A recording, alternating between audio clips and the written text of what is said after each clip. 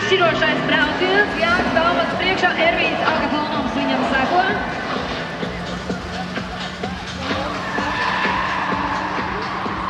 Un pirmais līgums.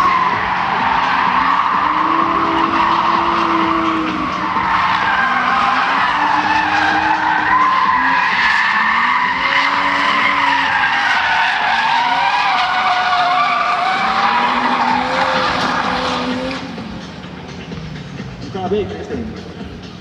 Skaisti,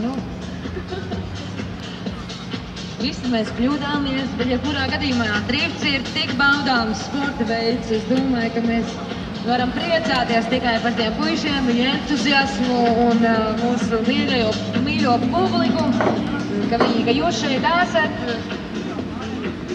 Ko gaidām tiesnešu vērtējumu?